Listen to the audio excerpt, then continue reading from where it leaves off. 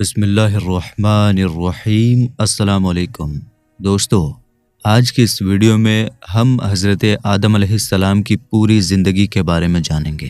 Video بہت ہی دلچسپ ہونے والی ہے، آپ سے ریکویسٹ کرتے ہیں کہ آخر تک ضرور دیکھیے گا۔ تو چلیے بنا کسی دیری کے ہم اپنی ویڈیو میں آگے بڑھتے ہیں۔ دوستو، حضرت آدم علیہ السلام سب سے پہلے انسان اور تمام انسانوں کے باپ ہیں، اس لیے آپ کا لقب ابو البشر ہے۔ اللہ تعالیٰ نے خاص اپنے دست قدرت سے آپ کا جسم مبارک بنایا اور ان میں اپنی طرف سے ایک خاص روح پھونک کر پسندیدہ صورت پر پیدا فرمایا۔ انہیں دنیا کی سبھی چیزوں کے نام، ان کی خوبیوں اور ان کی حکمتوں کا علم عطا فرمایا۔ فرشتوں نے ان کی علمی فضیلت کا اقرار کر کے انہیں سجدہ کیا، جبکہ ابلیس سجدے سے انکار کر کے مردود ہوا۔ حضرت آدم علیہ السلام کو کئی خوبیوں سے نوازا گیا اور قرآن و حدیث میں آپ کا بہت زیادہ ذکر ملتا ہے۔ حضرت آدم علیہ السلام کو پیدا کرنے سے پہلے اللہ تعالیٰ نے مشورے کے انداز میں فرشتوں سے کلام فرمایا۔ چنانچہ اللہ تعالیٰ کا ارشاد ہے، جس کا ترجمہ ہے، اور یاد کرو جب تمہارے رب نے فرشتوں سے فرمایا، میں زمین میں اپنا نائب بنانے والا ہوں۔ زمین میں خلیفہ بنانے کی خبر سن کر فرشتوں نے اللہ تعالیٰ کی بارگاہ میں عرض کی، جس کا ترجمہ ہے، کیا تو زمین میں اسے نائب بنائے گا جو اس میں فساد پھیلائے گا اور خون بہائے گا؟ حالانکہ ہم تیری حمد کرتے ہوئے تیری تسبیح کرتے ہیں اور تیری پاکی بیان کرتے ہیں۔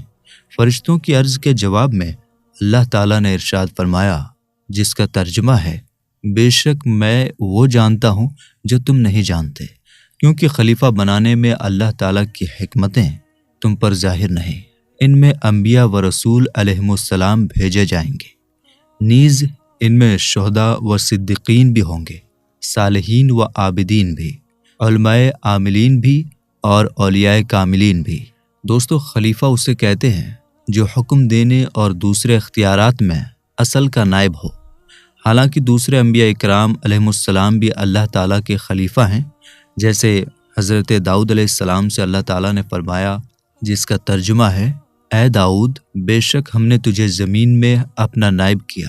لیکن یہاں سورہ بقرہ کی آیت 30 میں خلیفہ سے مراد حضرت آدم علیہ السلام ہے، اور یہ بھی ہو سکتا ہے کہ اس سے حضرت آدم علیہ السلام اور ان کی اولاد دونوں مراد ہوں۔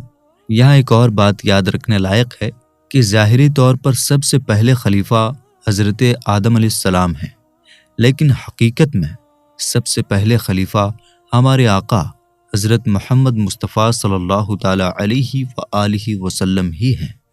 جیسا کہ حضرت ابو ہریرہ رضی اللہ تعالیٰ عنہ فرماتے ہیں، صحابہ اکرام رضی اللہ تعالیٰ عنہ نے پوچھا، یا رسول اللہ صلی اللہ تعالیٰ علیہ وآلہ وسلم، آپ کے لیے نبوت کب ثابت ہوئی؟ آپ صلی اللہ تعالیٰ علیہ وآلہ وسلم نے فرمایا، میں اس وقت بھی نبی تھا جب حضرت آدم علیہ السلام روح اور جسم کے بیچ تھے۔ علامہ احمد ساوی رحمۃ اللہ تعالیٰ علیہ فرماتے ہیں، حضرت آدم علیہ السلام کو خلیفہ بنانے کی وجہ یہ نہیں تھی کہ اللہ تعالیٰ کو اس کی ضرورت تھی، بلکہ اس کی حکمت یہ تھی کہ اللہ تعالیٰ اپنے بندوں پر رحمت فرمانا چاہتا تھا، کیونکہ عام انسانوں میں اتنی طاقت نہیں ہوتی کہ وہ بنا کسی ذریعے کے اللہ تعالیٰ سے سیدھے احکام حکم حاصل کر سکیں، بلکہ عام آدمی تو فرشتوں کے ذریعے سے بھی احکام حاصل نہیں کر سکتا۔ اس لیے اللہ تعالیٰ نے انسانوں اور اپنے درمیان ایک خلیفہ بنایا، جسے نبی اور رسول کہا۔ اللہ نے اسے ایسی صلاحیت، قابلیت دی کہ وہ فرشتوں کے ذریعے یا سیدھے اللہ سے احکام لے کر انسانوں تک پہنچا سکے۔ اس لیے انسانوں میں سے ہی نبیوں اور رسولوں کو خلیفہ بنا کر بھیجنا اللہ تعالیٰ کی رحمت، لطف اور احسان ہے۔ فرشتے حضرت آدم علیہ السلام کی تخلیق یعنی پیدا ہونے سے بھی پہلے سے موجود ہیں۔ حدیث شریف میں آتا ہے، فرشتوں کو نور، روشنی سے پیدا کیا گیا۔ فرشتے نہ مرد ہوتے ہیں، نہ عورت، اور نہ ہی ان کے بیچ کی کوئی جنس۔ اللہ تعالیٰ نے انہیں یہ طاقت دی ہے کہ وہ جو بھی شکل چاہیں اس میں بدل سکتے ہیں۔ اسی وجہ سے کبھی وہ انسان کی شکل میں نظر آتے ہیں اور کبھی کسی اور شکل میں۔ وہ نہ کچھ کھاتے پیتے ہیں اور نہ ہی انسانوں کی طرح دوسری ضرورتیں رکھتے ہیں۔ وہ معصوم ہوتے ہیں، یعنی کسی بھی چھوٹے یا بڑے گناہ سے بالکل پاک ہوتے ہیں۔ وہ صرف وہی کرتے ہیں جو اللہ تعالیٰ کا حکم ہوتا ہے۔ نہ وہ جان بوجھ کر، نہ غلطی سے اور نہ ہی بھول کر اللہ کے حکم کی خلاف ورزی کرتے ہیں۔ وہ اللہ کے عزت والے بندے ہیں۔ قرآن میں فرشتوں کی مختلف ذمہ داریوں کا ذکر کیا گیا ہے، جیسے روح قبض کرنا، جان لینا، اہل ایمان، ایمان والوں کی مدد کرنا، رسولوں کی نصرت، مدد اور حمایت، سہارا کرنا، وحی، اللہ کا پیغام لانا، اور کائنات، سنسار کے کاموں کی تدبیر، انتظام کرنا۔ اللہ کو کسی سے مشورہ کرنے کی ضرورت نہیں ہوتی، لیکن اس کے باوجود اللہ نے فرشتوں کو انسان کو دھرتی پر خلیفہ بنانے کی خبر اس انداز میں دی جیسے یہ ایک مشورہ ہو۔ اس میں حکمت یہ تھی کہ فرشتے انسان کی تخلیق کی گہری سمجھ حاصل کریں اور یہ جانیں کہ انسان کو خلیفہ بنانے میں کتنی بڑی حکمت اور مہتو ہے۔ اس سے یہ بھی ظاہر ہوا کہ انسان ایک عظیم مہان ہستی ہے جسے پیدا ہونے سے پہلے ہی خلیفہ کا درجہ دیا گیا اور آسمانوں میں اس کی پیدائش کی خوشخبری دی گئی۔ جب فرشتوں نے کہا کہ انسان دھرتی پر فساد کرے گا اور خون بہائے گا، تو ان کا مقصد اللہ کی تخلیق یا اس کے ارادے پر کوئی اعتراض کرنا نہیں تھا۔ نہ ہی وہ انسان کے درجے کا انکار کر رہے تھے اور نہ ہی ان سے کوئی الجھن تھی، کیونکہ فرشتے معصوم ہوتے ہیں اور وہ اللہ کے حکم پر کوئی اعتراض نہیں کرتے۔ اصل میں انہوں نے حیرانی اور تعجب کے ساتھ اللہ سے پوچھا، اے اللہ، انسانوں کو بنانے میں کیا حکمت ہے جبکہ یہ دھرتی پر فساد کریں گے اور خون بہائیں گے؟ اگر انسان کو بنانے کا مقصد صرف تیری عبادت کرنا ہے تو ہم پہلے سے ہی یہاں موجود ہیں، جو بنا کسی کوتاہی اور اکتاہٹ کے دن رات تیری عبادت میں لگے رہتے ہیں۔ فرشتوں نے انسانوں کے بارے میں یہ کہا کہ وہ دھرتی پر فساد پھیلائیں گے اور خون بہائیں گے، کیونکہ انہیں پتا تھا کہ آدم کی اولاد میں سے کچھ لوگ واقعی ایسا کریں گے۔ فرشتوں کو یہ جانکاری 3 طریقوں سے مل سکتی تھی۔ نمبر 1، یا تو اللہ نے انہیں سیدھا یہ بات بتا دی تھی۔ نمبر 2، یا انہوں نے لوح محفوظ، وہ سرکشت تختی جس پر ہر چیز پہلے سے لکھی ہوئی ہے، اس سے اسے پڑھا تھا۔ نمبر 3، یا پھر انہوں نے جنات سے اندازہ لگایا تھا جو پہلے سے دھرتی پر رہتے تھے اور وہاں فساد مچاتے تھے۔ قرآن میں نائب کے لیے استعمال ہونے والے الفاظ، قرآن میں اللہ تعالیٰ نے اپنے نائب کے لیے 4 الگ الگ شبدوں کا ذکر کیا ہے۔ نمبر 1، خلیفہ، نمبر 2، آدم، نمبر 3، بشر، نمبر 4، انسان۔ اللہ تعالیٰ کے نائب ہونے کے اعتبار سے آدم علیہ السلام کو خلیفہ ان کے گندمی رنگ کی وجہ سے، آدم جسم کی باہری بناوٹ اور کھال کی بناوٹ کے اعتبار سے، بشر اور ان کی اصل حقیقت اور ماہیت کے اعتبار سے انسان کہا گیا ہے۔ آدم علیہ السلام کی تخلیق سے پہلے اللہ تعالیٰ نے فرشتوں سے مشورے کے انداز میں بات کی۔ اس سے ہمیں یہ تعلیم ملتی ہے کہ جب بھی کوئی اہم کام شروع کریں تو اپنے ماتحت لوگوں سے مشورہ کر لینا چاہیے۔ اس کا فائدہ یہ ہوگا کہ نمبر 1، ہمیں کوئی اور اچھی رائے مل سکتی ہے جس سے کام اور بہتر ہو جائے گا۔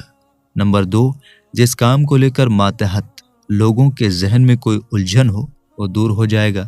جب اللہ تعالیٰ نے حضرت آدم علیہ السلام کو پیدا کرنے کا ارادہ کیا تو زمین سے ایک مٹھی مٹی لی گئی، پھر اس مٹی کو الگ الگ طرح کے پانی سے گوندا گیا جس سے وہ غارہ گیلی مٹی بن گئی اور چپکنے لگی۔ پھر وہ غارہ دھیرے دھیرے کالا ہو گیا اور اس میں ایک طرح کی بو پیدا ہو گئی۔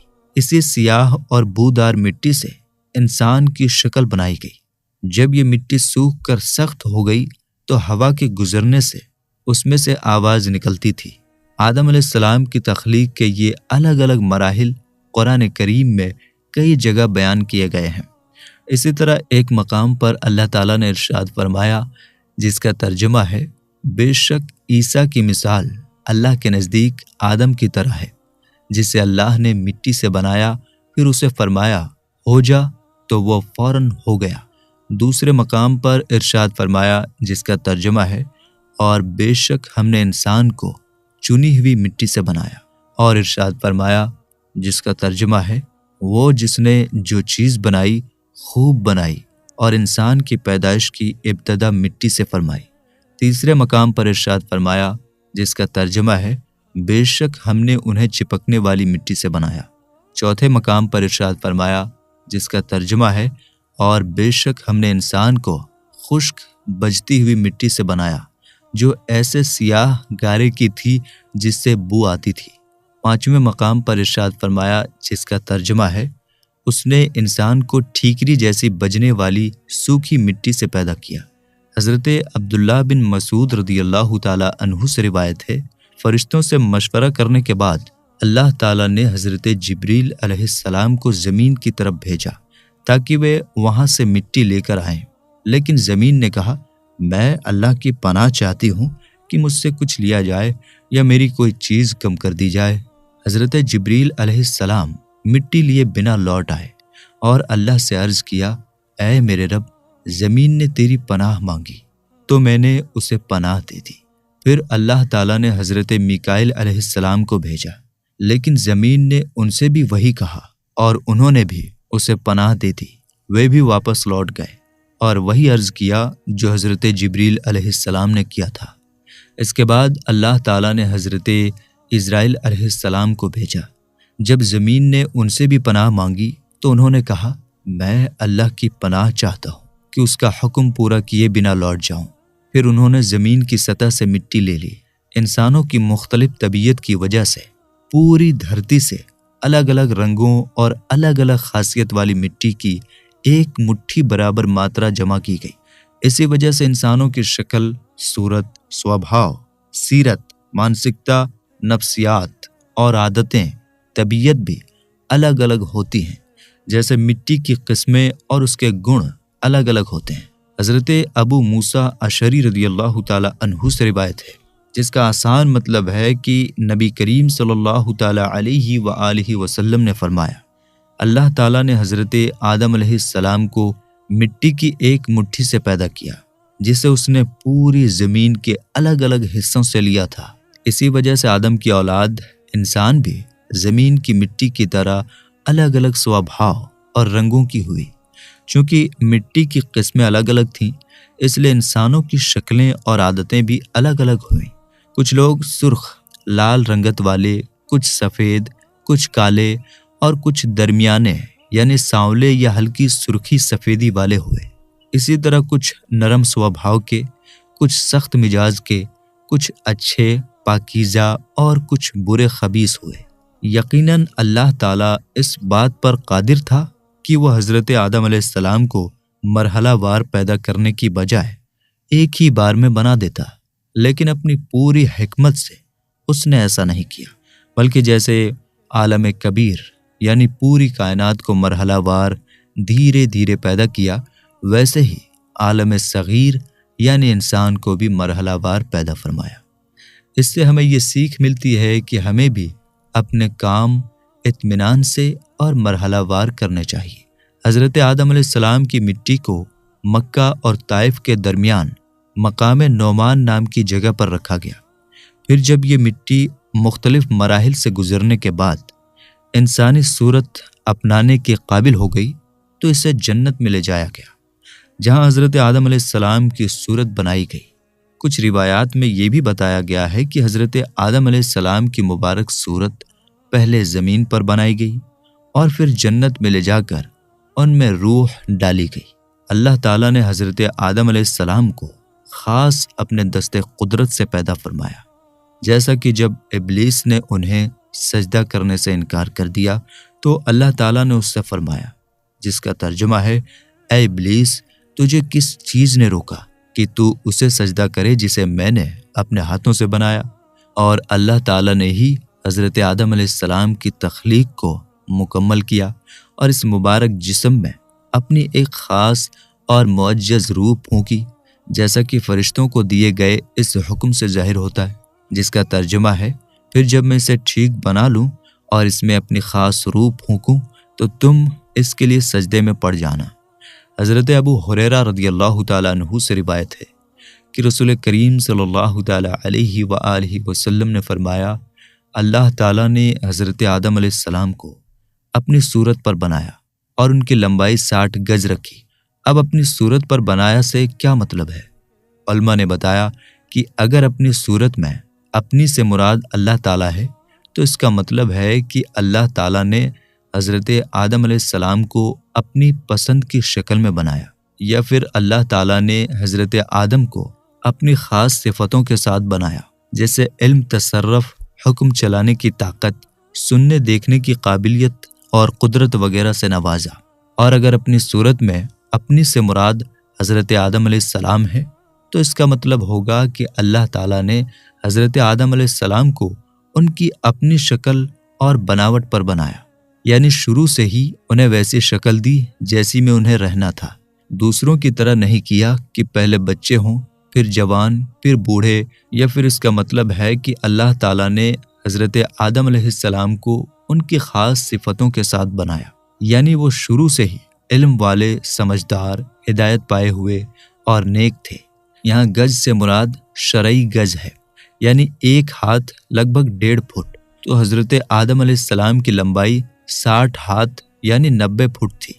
وہ شروع سے ہی اتنے لمبے پیدا ہوئے، باقی انسانوں کی طرح نہیں کہ پہلے چھوٹے ہوں پھر بڑھیں، کیونکہ ان کی پیدائش ماں باپ سے نہیں تھی، اس لیے چھوٹا پیدا کرنے کی ضرورت ہی نہیں تھی۔ ویسے تو اتنا لمبا قد عجیب اور ناممکن لگتا ہے، لیکن اللہ تعالیٰ کی قدرت کو دیکھیں تو نہ یہ عجیب ہے نہ ناممکن۔ اللہ تعالیٰ ایسی لمبی قامت والا انسان بنانے پر خوب قادر ہے۔ اوپر بتائی گئی حدیث پاک کے آخر میں ہے، جو بھی جنت میں جائے گا وہ حضرت آدم علیہ السلام کی صورت پر ہوگا اور ان کا قد 60 گز ہوگا۔ پھر حضرت آدم علیہ السلام کے بعد اب تک مخلوق قد و قامت میں کم ہوتی رہی۔ حضرت انس رضی اللہ تعالیٰ عنہ سے روایت ہے کہ حضور پرنور صلی اللہ تعالیٰ علیہ وآلہ وسلم نے ارشاد فرمایا، جب اللہ تعالیٰ نے حضرت آدم علیہ السلام کی جنت میں صورت بنائی تو جب تک اسی حالت میں رکھنا چاہا تو انہیں چھوڑے رکھا۔ ابلیس ان کے آس پاس گردش کرنے لگا، وہ دیکھتا تھا کہ یہ کیا چیز ہے، تو جب اس نے انہیں خالی پیٹ دیکھا تو سمجھ گیا کہ یہ ایسی مخلوق پیدا کی گئی ہے جو اپنے اوپر قابو نہ رکھے گی۔ اپنے اوپر قابو نہ رکھنے سے ابلیس کی مراد یہ تھی کہ یہ مخلوق شہوت اور غصے کے وقت اپنے نفس پر قابو نہ رکھے گی اور شیطانی وسوسے آسانی سے دور نہ کر سکے گی۔ ابلیس نے یہ اندازہ کیسے لگایا؟ یہاں ایک سوال پیدا ہوتا ہے کہ ابلیس کو کیسے پتہ چلا کہ انسان اپنے نفس پر قابو نہیں رکھ سکے گا؟ اس کا جواب یہ ہے کہ ابلیس بہت بڑا عالم تھا، اس لیے وہ تخلیق کی حکمتوں اور سبب و مسبب میں ارتباط کا علم رکھتا تھا۔ جب ابلیس نے حضرت آدم علیہ السلام کے جسم میں پیٹ کی خالی جگہ دیکھی جسے بھرا جا سکتا تھا تو اس نے سمجھ لیا کہ انسان کو بھوک لگے گی اور وہ کھانا کھانے پر مجبور ہوگا۔ پھر اس نے یہ بھی دیکھا کہ انسان کی رگوں میں خون دوڑتا ہے، جس سے بھوک اور نفس کی خواہشیں، اچھائیں پیدا ہوتی ہیں۔ ابلیس نے یہ بھی سمجھ لیا کہ بھوک لگے گی تو انسان کو کھانے کا صبر نہیں ہوگا۔ غصے اور شہوت، اچھاؤں کے سمے انسان کو اپنے نفس پر قابو پانا مشکل ہوگا۔ شیطانی وسوسے، برے خیال انسان کے دل میں آ سکتے ہیں اور انہیں دور کرنا آسان نہیں ہوگا۔ اسی وجہ سے ابلیس نے اندازہ لگایا کہ یہ مخلوق انسان اپنے نفس پر پوری طرح قابو نہیں رکھ پائے گی۔ تو میرے دوستو، ہم یہ امید کرتے ہیں کہ آج کی یہ ویڈیو آپ کو بے حد پسند آئی ہوگی۔ حضرت آدم علیہ السلام کی پوری زندگی کا یہ پہلا پارٹ ہے، اس کے بعد بھی کچھ اور پارٹ آنے والے ہیں۔ آپ سے ریکویسٹ کرتے ہیں کہ ویڈیو کو پورا ضرور دیکھیے، آپ کو وہ جانکاری ملے گی جو شاید اس سے پہلے آپ نہ جانتے ہوں۔ تو ملیں گے انشاءاللہ تعالی پھر ایک نئی ویڈیو کے ساتھ۔ السلام علیکم، اللہ حافظ۔